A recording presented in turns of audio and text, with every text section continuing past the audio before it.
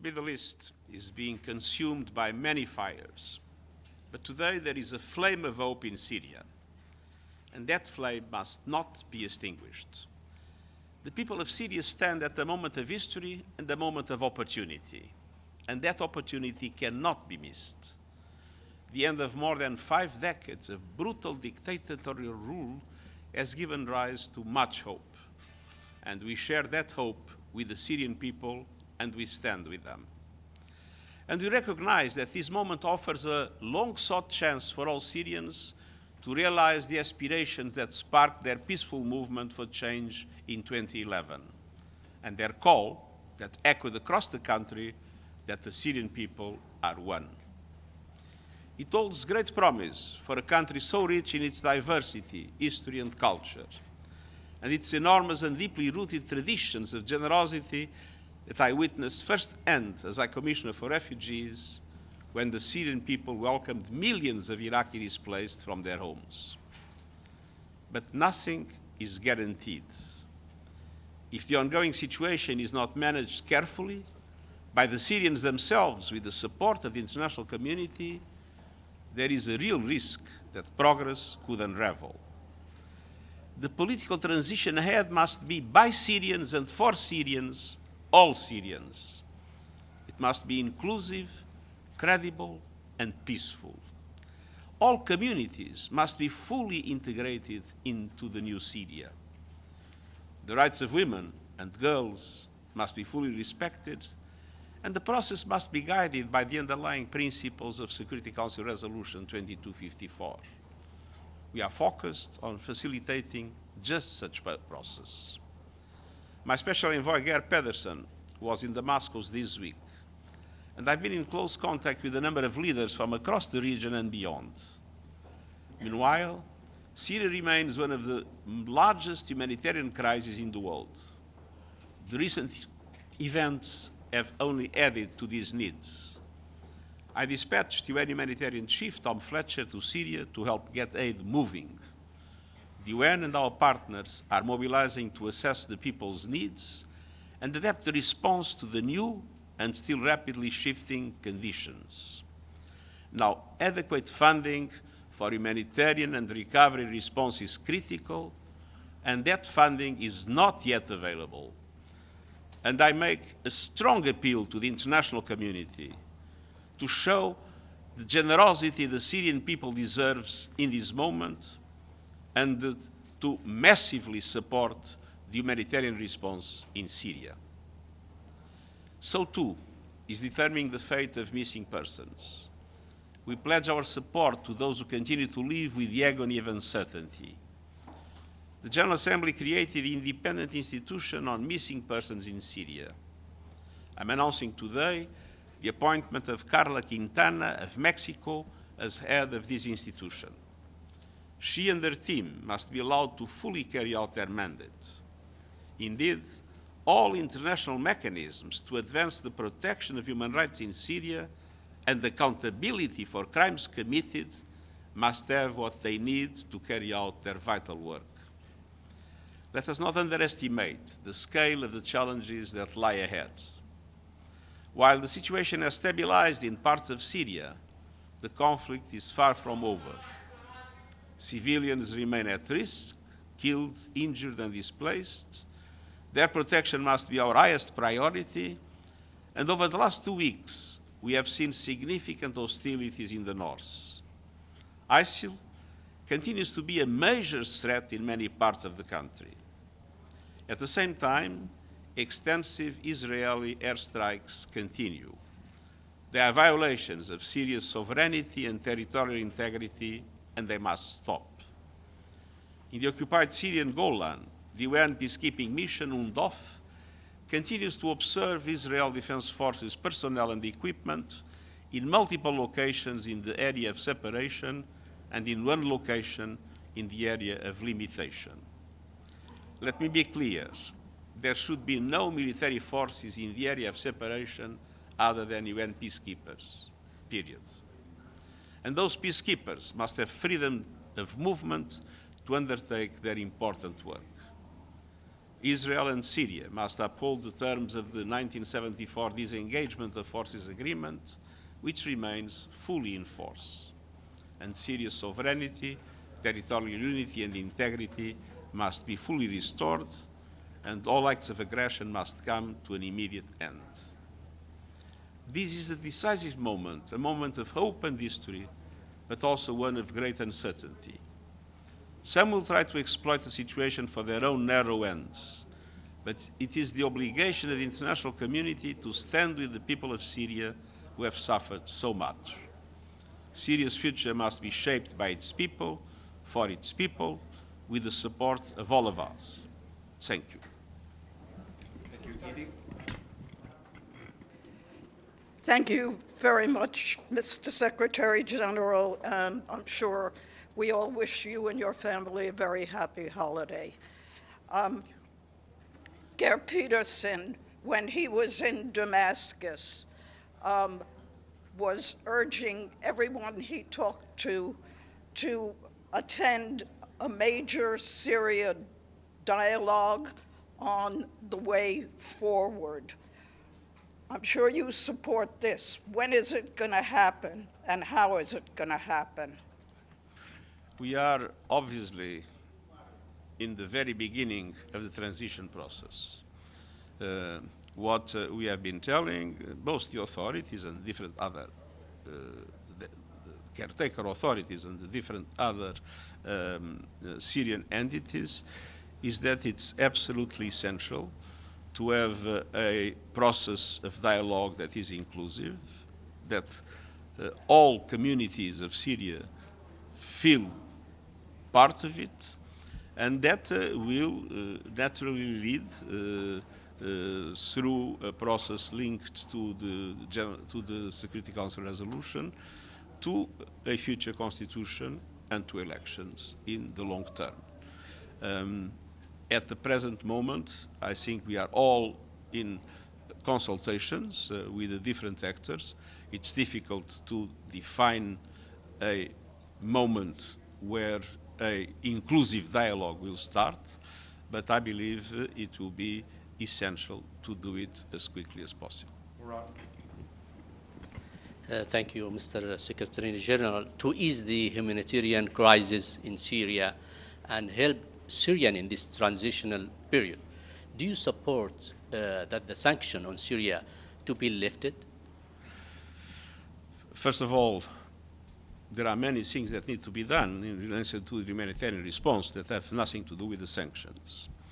On the other hand, we should not forget that the sanctions were applied to the Assad regime. The situation has changed. Obviously, we are in a process of transition, and in a process of transition, I think there is work to be done by both sides. But I do believe that in the dramatic situation that we have in Syria, there should be at least a first gesture showing solidarity with the Syrian people until conditions are met for all sanctions to be removed. Thank you, Javier. Secretary-General, what do you think of the role that Turkey is playing in the north of Syria? Turkey, the role of Turkey in the north of Syria at this moment?